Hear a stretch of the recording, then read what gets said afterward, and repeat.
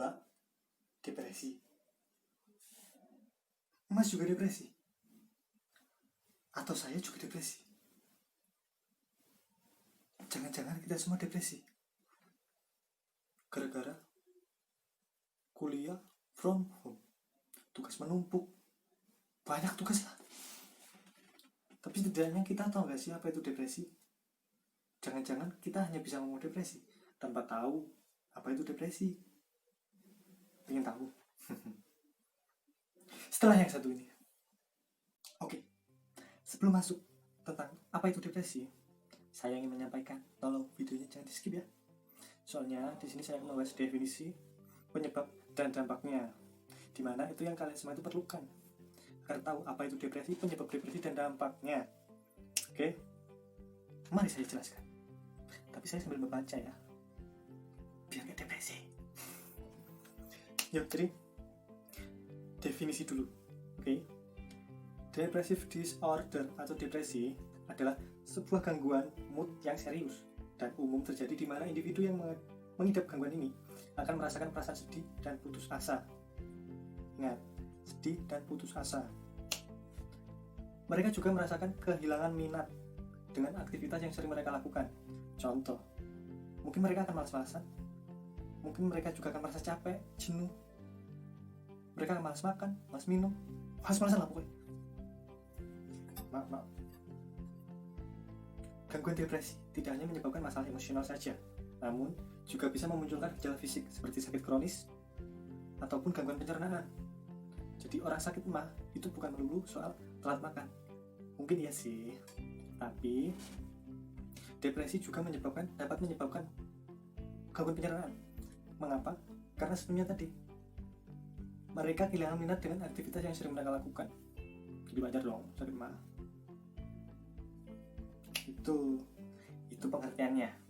Oke, gimana definisi, pengertian? Udah, semoga dapat dimengerti. Sekarang dilanjut dong.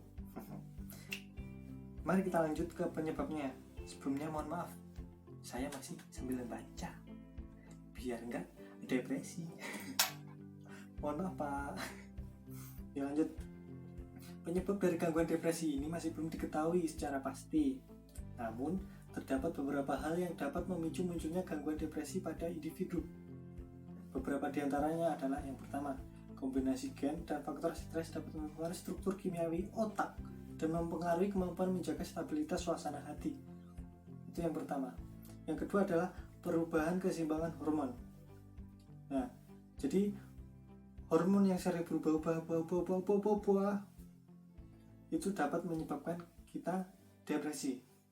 Lanjut, yang ketiga adalah alkohol atau penggunaan narkoba. Sudah tidak perlu dijelaskan lagi dong.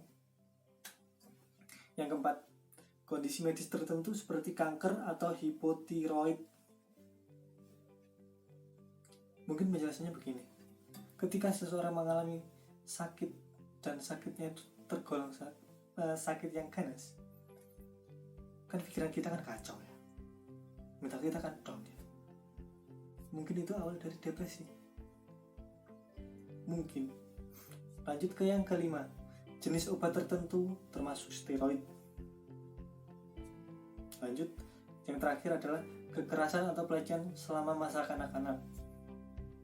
Itu faktor dan penyebabnya. Bisa dipahami? Semoga bisa. Gimana, masih siap kan? Dilanjut? Kita lanjut. Tetap masih sambil baca biar enggak depresi. Ya, kriteria gangguan depresi. DSM-5 menjelaskan beberapa kriteria untuk membuat diagnosis depresi. Jadi kita itu nggak boleh sembarangan mendiagnosis seseorang depresi. Kamu pasti depresi, kamu pasti depresi, saya pasti depresi. Tidak, bedakan antara depresi dengan malas. Tuh, individu harus mengalami 5 gejala atau lebih selama periode 2 minggu.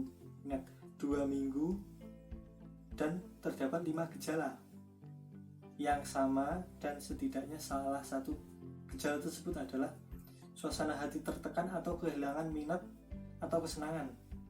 Itu. Nah, jadi kriterianya adalah sebagai berikut. Pertama, suasana hati tertekan hampir sepanjang hari dan hampir setiap hari. Yang pertama. Yang kedua, menurunnya minat atau kesenangan dalam semua atau hampir semua aktivitas. Jadi kita itu udah gak punya semangat lagi untuk melakukan aktivitas-aktivitas yang bahkan kita senangi. Itu yang kedua.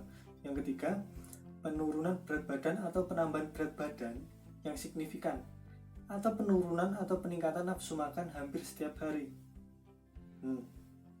Jadi berat badan yang naiknya terlalu signifikan itu bisa salah satu kriteria dari depresi, dan sebaliknya. Yang keempat, mengalami kelambatan dalam berpikir dan gerak fisik. Nah, ini maksudnya yang dapat diamati oleh orang lain. Oke. Kelima, kelelahan atau kehilangan energi hampir setiap hari. Ini hampir mirip-mirip lah ya. Perasaan tidak berharga atau rasa bersalah yang berlebihan atau tidak pantas hampir setiap hari. Kita itu harus percaya diri. Tuhan itu menciptakan kita untuk menjadi kita, bukan untuk menjadi orang lain. Makanya kita tidak boleh minder. Lanjut. Berkurangnya kemampuan untuk berpikir atau berkonsentrasi atau ragu. Tuh. Dan yang terakhir adalah pikiran berulang tentang kematian, keinginan bunuh diri, upaya bunuh diri atau rencana khusus untuk bunuh diri. Jadi jangan sampai lah ya, amit-amit. Semoga kita atau mendengar video ini lah, ya bukan pendengar sih, penonton video ini, semoga tidak mengalami depresi. Jika iya, semoga cepat sembuh. Yang terakhir, yang kita nantikan, dampak dari gangguan depresi. Ingat, dampak-dampaknya. Jika individu dengan gangguan depresi tidak segera mendapatkan penanganan, kekacauan fisik dan emosi yang disebabkan oleh gangguan depresi dapat menyebabkan kegagalan pada karir, hobi, dan hubungan. Tahu kan dampaknya? Makanya jangan depresi. Individu dengan gangguan depresi sering merasa sulit berkonsentrasi dan mengambil keputusan. Nah, ini yang bahaya. Ketika seseorang sulit mengambil keputusan, maka orang itu biasanya akan ngawur dan gubuan. Bahasa Indonesia gubuan itu ya, tergesa-gesa. Begitulah. Selain itu, orang yang depresi lebih mungkin untuk mencoba bunuh diri dengan memberikan tanda peringatan termasuk berbicara tentang kematian atau bunuh diri, mengancam untuk menyakiti orang lain, atau terlibat dalam perilaku agresif. Gimana? Ngeri kan depresi? Ya, semoga kita selalu diberi Tuhan kesehatan mental ya. Amin.